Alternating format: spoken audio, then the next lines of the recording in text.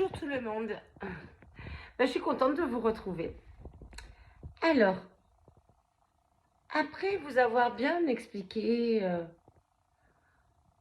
ce que je pensais de plein de choses en psychopathologie, aujourd'hui je vais aborder un thème qui s'appelle la théorie du contrat relationnel. Alors mes patients que j'ai de longue date la connaissent parfaitement, cette théorie du contrat. Et je vais vous dire que quand on la connaît et qu'on la maîtrise, on peut se sortir de plein de situations toxiques. Et c'est l'objectif. Alors, je vais me poser, parce que ça va me demander de la réflexion, pour vous la transmettre du mieux que je peux. C'est une théorie, tout simplement, qui vient du Canada et qu'on m'a transmise en formation. Et donc, je vais vous la transmettre parce que c'est un trésor et ça fait réfléchir. Ça fait réfléchir. Allez, je me pose et je vais vous partager mon trésor. Moi, j'ai pris des petites notes quand même. Bien que je la connais, mais on ne sait jamais. J'aimerais vous la transmettre du mieux que je peux. Du mieux que je peux. Donc, en fait, dans mes dernières vidéos ou dans mes vidéos en règle générale, je parle beaucoup de la relation amoureuse, etc. Enfin, des relations toxiques qu'il peut y avoir dans notre vie, en tout cas qui sont toxiques pour nous, pour nous. Peut-être pas pour l'autre, mais en tout cas pour nous. Et maintenant, il va falloir réfléchir à quel cheminement on doit avoir pour ne plus rentrer dans ces relations-là, qui sont toxiques pour nous, et comprendre pourquoi on y est rentré. Toute une réflexion. Alors donc, j'aborde un trésor. La théorie du contrat relationnel. Alors, on va commencer par une phrase. On est tous responsables. En tout cas, au moins en partie, de la façon dont on nous traite. Je répète, on est tous responsables, tout du moins en partie, de la façon dont on nous traite.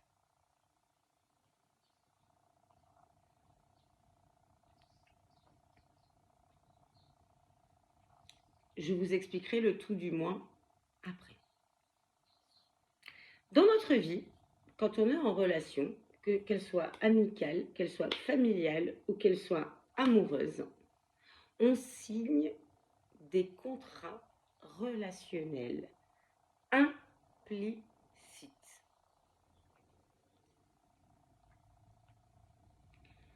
Implicite, c'est-à-dire, quand on dit que c'est implicite, c'est pas qu'on se dit, on met carte sur table, et voilà le contrat, et on le signe.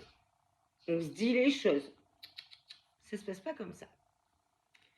C'est qu'en fait, on les signe implicitement par les services qu'on va donner dans nos relations. Pas par rapport à ce qu'on dit, ou ce qu'on a envie pour nous, mais parce qu'on fait. Parce qu'on fait.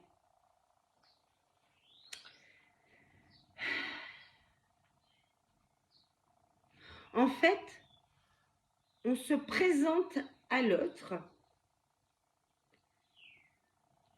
mais sous une forme d'offre de service à l'autre.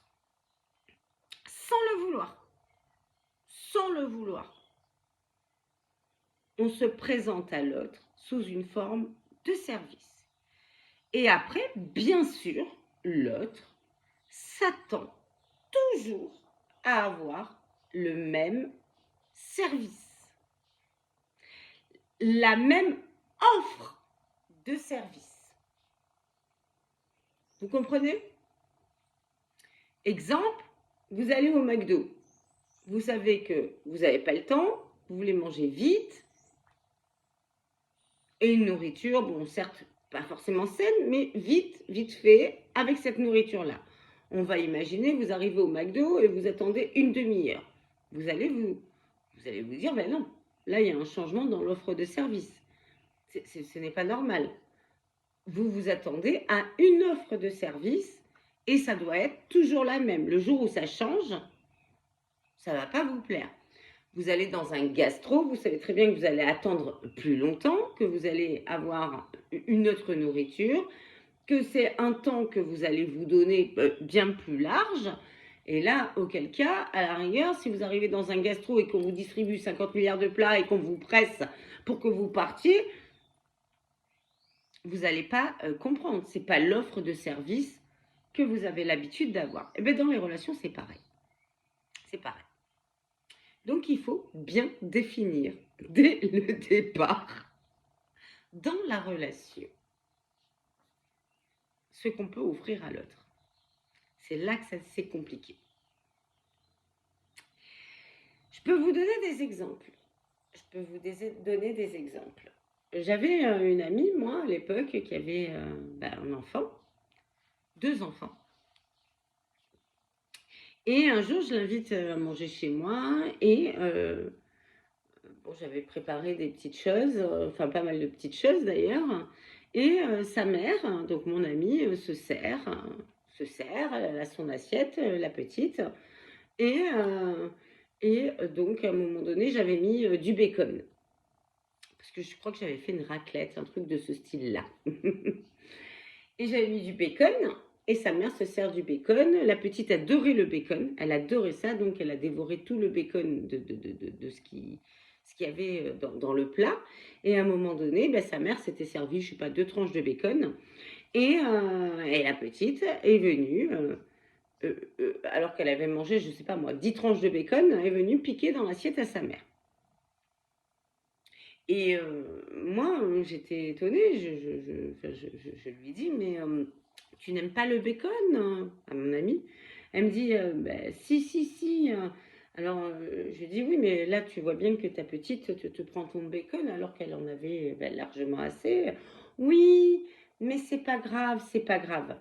C'est pas grave. Si ça peut lui faire plaisir, c'est pas grave. C'est pas grave. Moi, de toute manière, elle me répond, moi, mes besoins sont moins importants que ceux de mes enfants. Donc, qu'elle me le prenne, le bacon. Mais j'ai dit, mais t'aimes pas le bacon? Ah si, elle me dit, si, j'adore ça. C'est même quelque chose que j'adore. Et je sais que j'avais fait du bacon pour lui faire plaisir parce que je savais qu'elle aimait le bacon. Je le savais. Elle me dit, oui, mais c'est pas grave. Qu'elle prenne, c'est pas grave. Moi, les besoins de mes enfants sont plus importants que les miens.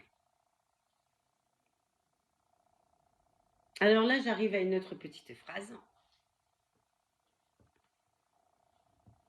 Non, d'abord, je vous donne l'autre exemple.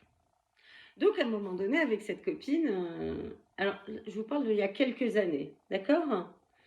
Je vous parle vraiment il y a quelques années. Avec cette copine, on commence à discuter, tout ça. Puis, à un moment donné, dans la conversation, donc sa petite, à elle, elle avait peut-être 12 ans.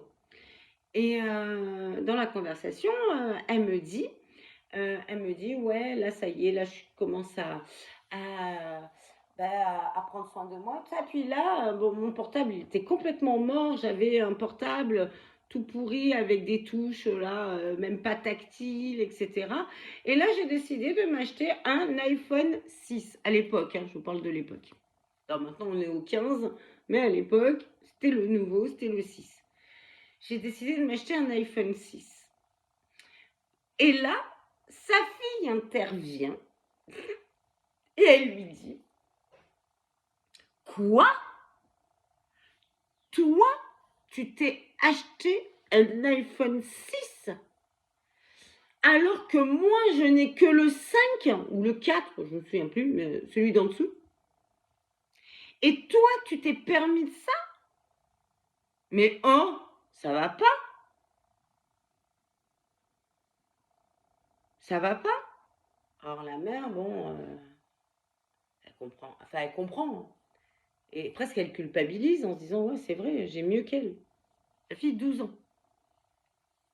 Non, non, non, elle lui dit, la petite, eh oh, tu vas prendre mon iPhone et tu vas me donner le tien. Alors la mère, là, elle lui dit, oui, bah écoute, on verra, on en discutera et tout ça. Bon, moi, choquée. Choquée. Mais en même temps, elle a toujours dit à ses enfants qu'ils étaient plus importants qu'elle. Elle a signé ce genre de contrat. Il ne faut pas s'en étonner. Elle a toujours fait pour les autres au détriment de ses propres besoins à elle. Donc, il ne faut pas s'attendre à avoir de la reconnaissance ou avoir un retour bienveillant si on fonctionne comme ça. Le contrat implicitement signé et tes besoins sont moins importants que les miens. Voilà le contrat relationnel qu'elle a signé avec ses enfants. Et le jour où elle décide de se faire plaisir, eh bien l'enfant va lui reprocher. Malgré tout ce qu'elle a donné avant pour ses enfants, eh bien non. Et l'enfant va lui reprocher. Et ne va certainement pas être reconnaissant de tout ce qu'elle a pu donner avant. Parce que le contrat relationnel implicitement signé est que tes besoins sont moins, mes besoins sont moins importants que les miens. Que les tiens. Que les tiens. Alors là, je vous laisse une petite citation. Gardez-la à l'esprit, notez-la.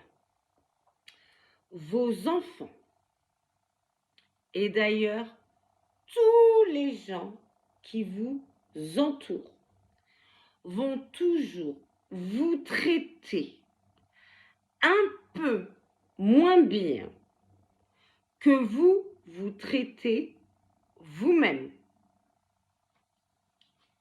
Je répète, gardez cette phrase en mémoire.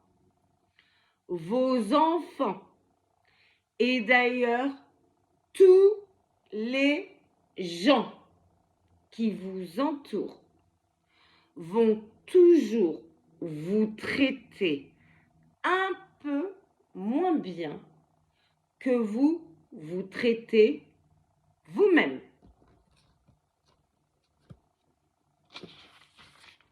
Notez cette phrase.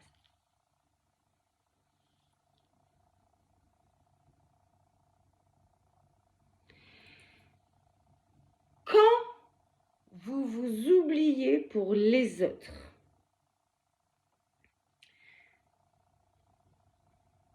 en fait, vous leur dites, par vos faits, par vos actes, en fait, vous leur dites, en fait, vous leur dites pas, mais c'est les actes, vous leur dites, moi, je ne suis pas importante. Et leur inconscient l'enregistre.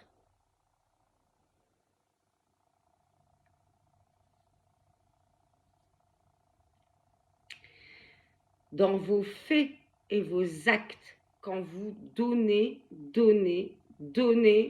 à l'autre, vous êtes en train de dire, alors que l'autre donne pas grand-chose et ne fait que recevoir, vous êtes en train de dire à l'autre, moi, je ne suis pas importante et leur inconscient enregistre cette information. Donc, retenez cette phrase.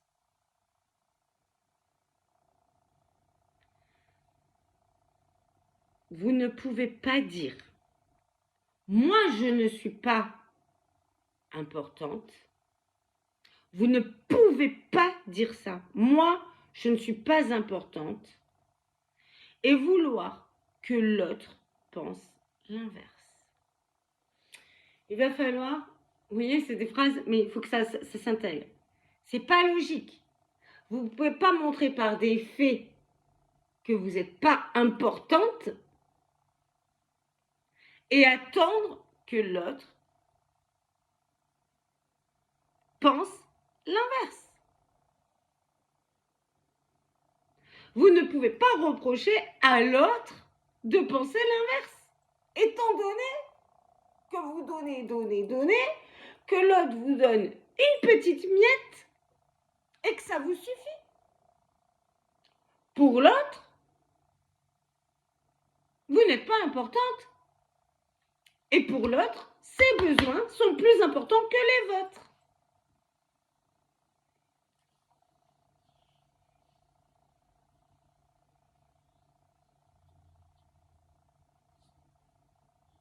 Vous comprenez? Est-ce que vous comprenez? Donc là, je prends un exemple. Quand vous êtes avec une personne qui a un attachement évitant, maintenant que vous connaissez ce que c'est un attachement évitant,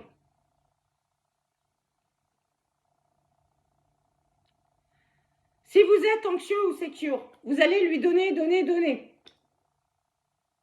sans mettre de limite. Mais à un moment donné, vous allez vous dire, je donne, mais je reçois rien et je reçois que des miettes. Mais, je reviens à la première phrase, on est tous responsables, tout du moins en partie, de la façon dont on nous traite. On est responsable, tout du moins en partie, de la façon dont on nous traite. Si on accepte les miettes, on en est responsable. On en est responsable. J'ai vu encore une vidéo ce matin, je vous le redis, sur une personne, vous savez de qui je parle, qui parle de l'évitant. Mais elle s'est foutue toute seule dans la merde dans cette relation-là. Toute seule. Elle est responsable en partie de la manière dont son évitant l'a traitée. Si elle dit évitant, moi je pense que c'est un pervers. Maintenant, elle a dit que c'est un évitant. Mais à un moment donné, elle est anxieuse. Elle s'est attachée aux miettes. Elle croyait qu'il allait changer, mais non. Le contrat relationnel se signe dès le départ, de manière implicite. On donne à l'autre et on s'attend à avoir une grande reconnaissance. Ben non, c'est tout l'inverse. Il faut aussi apprendre à recevoir. Si je pars sur ce truc-là, dans ce qu'elle dit, c'est que l'évitant, la personnalité, enfin, le lien d'attachement évitant, il nous laisse comme ça et puis il revient. Mais il revient de manière subtile. Il revient avec une petite vidéo sympathique alors que ça fait 3 mois qu'on n'a plus de nouvelles et que nous, on a pleuré sous notre couette parce qu'on est mal. Mais il n'en a rien à faire. Lui, il revient de manière subtile. C'est pas subtil, ça. Il revient avec des miettes. Mais si vous acceptez ça, ben lui va savoir qu'il n'a pas besoin de faire grand-chose pour que vous re-rentriez dans la relation. Donc pourquoi il donnerait plus? Franchement, je sais pas moi. Si vous avez une voiture, ça aussi c'est une image qui est intéressante. Si vous avez une voiture, c'est comment il s'appelle, Pétavin, j'aime beaucoup. Antoine Pétavin qui a dit ça là dans sa dernière vidéo. Et c'est très intéressant ça. Vous avez une voiture, vous êtes obligé d'aller mettre de l'essence dedans pour qu'elle avance. D'accord? Vous mettez de l'essence dedans pour qu'elle avance. Donc vous payez le prix de l'essence pour qu'elle avance. On est OK. Mais si vous constatez qu'on n'a pas besoin de mettre d'essence et que votre voiture, elle avance toujours je sais pas, par le biais de panneaux solaires, par, je sais pas, un truc comme ça, franchement, vous allez plus remettre de l'essence. Eh bien, l'évitant, il fait ça. Si vous, vous courez derrière lui et que lui, il suffit juste qu'il donne une petite miette pour que vous avanciez et vous fassiez avancer la relation, eh ben, il n'a pas besoin de mettre de l'essence. Donc, quand cette personne-là dit qu'il était avec un évitant, il vient, il repart, il revient, il repart, il revient. Pourquoi à un moment donné, elle n'a pas su dire non, stop, tes miettes, j'en ai rien à faire, moi. Je m'en fous de tes miettes. Moi, c'est pas des miettes que je veux. Moi, je vis pas des relations à 10%. Moi, c'est 100% ou c'est 0. Mais pas 10. Tes miettes, tu te les gardes. Et c'est non. Et c'est non. Cette même personne-là qui a l'air très empathique, imaginons, c'est qu'elle a pas d'estime d'elle-même. On ne peut pas accepter ça. On doit réagir. Et quand on dit non, on fait non. On fait non. La personne, elle revient avec une vidéo subtile, un petit message, coucou, comment vas-tu? Alors que nous, ça fait 3 mois qu'on est sous notre couette et qu'on voit et qu'on sait par le biais d'amis de tout ça que lui, il s'éclate, il fait la fête, il est avec une autre, ou il est en voyage, oh, c'est le top, et puis d'un coup, pouf, il se dit, mince, je suis seule, il revient vers nous avec 3 miettes, une vidéo qui fait rire. Mais c'est quoi ça? Il faut se respecter. Il faut se respecter. On garde cette phrase en tête. Vos enfants et d'ailleurs tous les gens qui vous entourent vont toujours vous traiter un peu moins bien que vous vous traitez vous-même. Où est la solution? Où est la solution? La solution, elle est simple, elle est dans la phrase. Traitez-vous comme si vous étiez votre meilleur ami. Votre meilleur ami. Traitez-vous de cette manière-là. Imaginez votre meilleur ami sous sa couette pendant 3 mois avec son ex, son copain qui est en train de faire la fête, qui s'éclate et qui revient avec une vidéo ou un petit message coucou comment ça va, vous allez lui dire quoi à votre meilleur ami? Vous allez lui dire oh quand même, ah, il pense à toi quand même. Vous allez lui dire ça à votre meilleur ami? Bien sûr que non. Vous allez lui dire mais attends, il te prend pour qui? Tu mérites bien mieux que ça. Mais t'as vu comme t'es belle, t'as vu comme t'es solaire, tu mérites d'être bien traitée. Tu as de la valeur. Tu es quelqu'un de généreuse, d'authentique, de génial. Tu mérites bien mieux que des miettes. C'est comme ça que vous devez vous traiter. Et que vous devez traiter la personne qui vous donne que des miettes. Et donc, comment vous traitez la personne qui vous donne que des miettes? Vous la traitez comment? Vous prenez de la distance. Vous l'ignorez.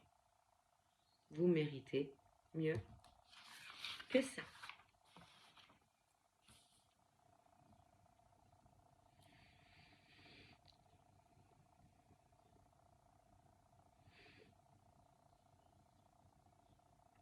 Et oui, on pense à tort que quand on en fait beaucoup pour les autres, ils vont être reconnaissants. Eh ben non. Les autres vont nous reconnaître et vont être reconnaissants à partir du moment où on en fait beaucoup pour soi-même. Et c'est là qu'on va attirer et être respecté par les autres. C'est en faisant beaucoup pour soi-même. Ça ne sert à rien de dire et de râler si on ne fait pas les actes. On dit, on a tendance à dire je mérite mieux que ça et tout ça, Mais le problème, c'est que on ne le montre pas. Et il va falloir acter tout ça. Acter.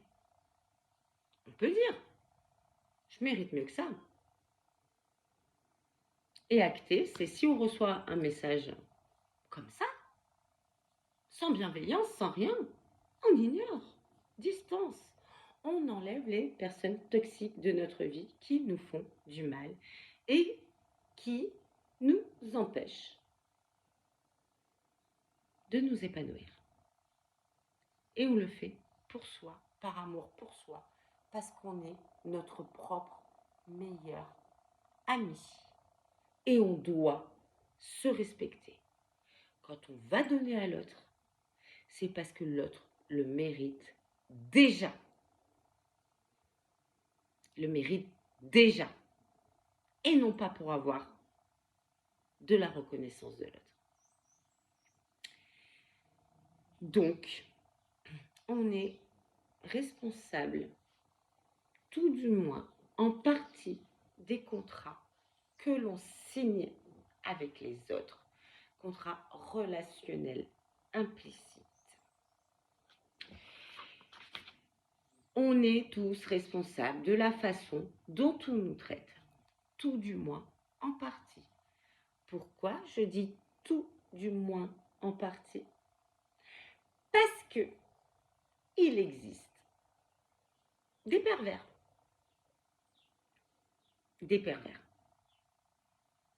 qui nous gaslight, les pervers qui ne se montrent pas réellement tels qu'ils sont, et là, on peut être manipulé.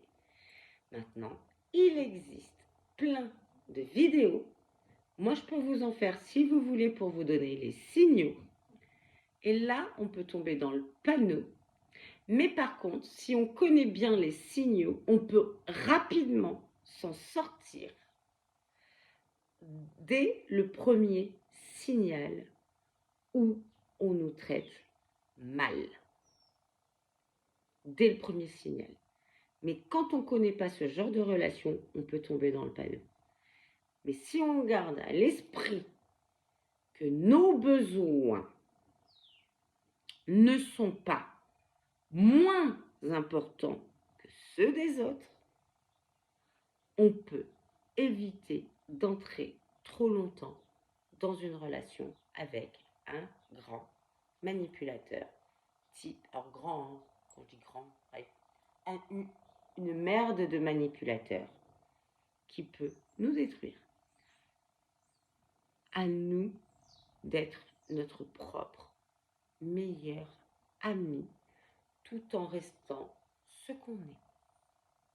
On ne doit donner à l'autre que ce qu'il mérite déjà.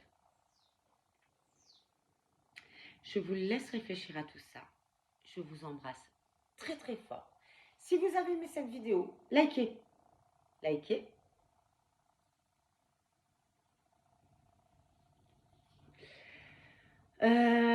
Commentez. Partagez. Et si vous me voyez pour la première fois et que vous avez aimé, abonnez-vous. Je vous embrasse très très très fort. Bisous.